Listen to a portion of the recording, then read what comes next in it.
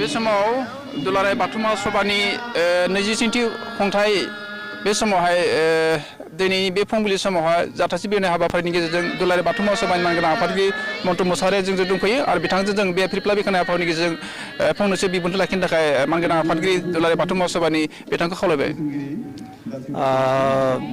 दिनै 12 जानुवारि फुंबिलि समनि बे हाबाफारियाव जोङो फिरफिला बेरहोनाय बेखौ जोङो मोजां जाफुंसार होबाय आरो जोंनिया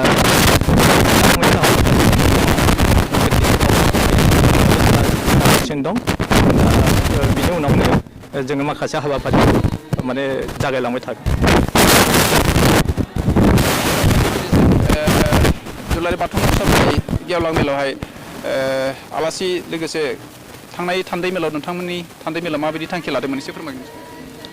जोङो मैयानिफ्राय जोंनिया थान्दै मेल जुरिजेनदों मैया मोनाबिलि 5टा समाव जोङो बे थान्दै मेलखौ मोजाङै मोजां जोङो सामलायनो हादों नाथाय जोङो मोजां बेखौ फोजोबलांनो हायाखै।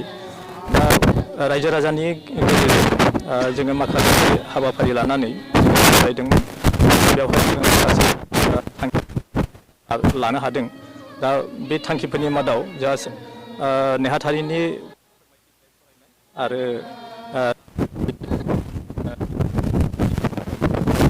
अडिट रिपर्ट जों प्रस्ताब महरै रायजो राजानि गेजेरजों नेहाथारिया जा जोंनो थान्दै मेलाव माने फरायनानै दिन्थिफुंदों बेखौ जोङो प्रस्ताब लानो हादों। जिहेतुके दुलाराय बाथौ महासभानि बे धोरोमारि गौथुमखौ गलाघाट जिल्लायाव लादों बेनि माबाफोर थांखि दं नामा? जोङो नैबे गलाघाट जिल्ला दुलाराय बाथौ गौथुमनि बानजायनायाव जोंनि बे मध्यमपुर नैबे दुलाराय बाथौ गौथुमनि जा 23 जथुम्माखौ खुंनायनि जा थांखि दं धोरोमारि माखासे सावरायनाय नैबेबो दङ। बेजों लोगोसे जोङो गलाघाट जिल्ला दुलाराय बाथौ गौथुमनि जा जोंनि बा बेवहाय जोंनि बाथौ सिबियारि गोबांफोर दङब्लाबो बेवहाय गिबि जोंनि बर' बाथौ सिबियारिफ्रा धोरोमारिनि जेरैहाय राज जात्रा राज फुजिनाय फैनाय नैबे हाबाफारि माने सिबिफालाङो जायनि जाहोनाव जोंनि बाथौ धोरोम आरो बाथौ सिबिनाय बेलायाव एसे उनफिनना थाहां बायदि हिसाबै जोङो बेयावहाय जाहाथे मुसुखा सिबिनाय राज जात्रा बायदिसिनाफोरखौ जोङो गैया खालामलांनो हायो। जोंनि दुलाराय बाथौ गौथुमनि जा जोंनि थांखि आरो जोंनि लामा नैबेयावहाय जोङो बाथौ सिबियारिफोरखौ माने मैखोमैनो बा बाहागो लाहोनो बा जोंनि बाथौ धोरोमखौ सिबिनाय बेलायावहाय गुबुन धोरोमा जाहाथे बिनि प्रभाबा गोलैया जों बेखौ लानानै जों बेवहाय खुंनाय जादों। दुलाराय बाथौ सभानि 23थि बे खुंथायनि गेजेरजों बर' माहारिनि गेजेराव बाथौ धोरोमा मोनसे जांख्रिथाय लाबोदों। नोंथाङा दुलाराय बाथौ महासभानि सासे आफादगिरि हिसाबै बर' माहारिनि गेजेराव दुलाराय बाथौ महासभानि मावखान्थिया धोरोमा मोनसे जांख्रिथाय लाबोदों होननानै नोंथाङा साना?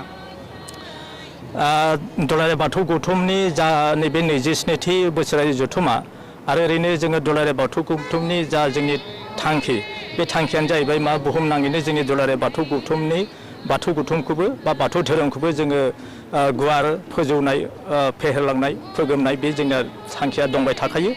जायनि जाहोनाव जोङो बेखौ जोंनि आसाम हादरावल' नङा साखाथियाव थानाय रायजो माखासेफ्रावबो साखाथियाव थानाय रायजोआव थानाय जोंनि बर' बाथौ सिबियारिफोरनि गेजेरावबो जोङो बेखौ फुवारनो फेहेरनो फोगोमनो जों नाजागासिनो दं। जायनि जाहोनाव जोङो जोंनि साखाथियाव थानाय रायजो जेरैहाय अरुणाचल नेपाल जाय नागालेण्ड फारसेथिं अरुणाचल मिज'राम आरो ओरैजाय जोंहा त्रिपुरा आरो जाय जोंहा गुबुन हादोर जेरैहाय बांलादेश नेपाल आरो जेरैहाय जोंनि भारत हादराव थानाय दिल्ली जेरावखि बर'फ्रा नैबे बाथौ धोरोमखौ आर'जनि गेजेरजों दिनै बाथौखौ सिबिगासिनो दं। जों बेजोंनो मिथिनो मोनो जे भारत हादोराव थानाय बर'फोरनि गेजेराव एसे गुवार जालांदों आरो साखाथियाव थानाय गुबुन हादोराव थानाय बर'फ्राबो लासैनो बाथौ धोरोमखौ माने मिथिनानै गोबानानै बेखौ लानो थाखाय नाजागासिनो दङ। जों बेखौ मिथिगासिनो दङ आरो बिनि गेजेरजों जोङो मिथिनो मोन्दों जे बुहुमनाङैनो जोंनि बाथौ धोरोमा गुवारनिफ्राय गुवार जालांनो लांगासिनो दं। बे समावहाय दुलाराय बाथौ महासभानि मानगोनां आफादगिरि बिथाङा फिरफिला बेखेवनायनि हाबाफारिनि गेजेरजों जोंनि बाथौ बिबुंसारनि गेजेराव दावबायनायनि थाखाय मानगोनां आफादगिरि बिथांनिसिम जोंनि बाथौ बिबुंसारजों रोजा साबायखर थाबाय। गोजोन्थों। जा फिरफिला बे फिरफिलाखौ जोङो बिरहोनो हाबाय। आं बिनि थाखाय नोंथांमोनखौ साबायखर बावनायजों लोगोसे नैबे इंराजि गोदान बोसोर 2020 आरो लोगोसे जोंनि धोरोमजों लोब्बा थानाय फोरबो मागो फोरबो जोंनि बर'नि बे मोननैजों सरजाबनानै जाहाथे इंराजि बोसोर बे बोसोरा मोजाङैनो मोजां बारलांथों आरो जोंनि मागो फोरबोजों लोब्बा लानानै जोङो गासैखौबो आंनि जा गोसोनि साबायखर बावनायखौ जासिगोरनाय थाबाय। दा फिरफिला बिरहोनायाव जोङो फिरफिलानि ओंथिखौ गोबां बोसोर गोबां खेब गोबां सम जों सावरायबोबाय थानाय जायो। अब्लाबो फिरफिला बिरहोनायाव जोङो फंनैसो बे बाथ्राखौ बुङाबा जोंहा आद्रा थालांनाय बादि जायो। जोङो बयबो मिथिखायो जे जोंनि दुलाराय बाथौ गौथुमनि फिरफिलानि गाब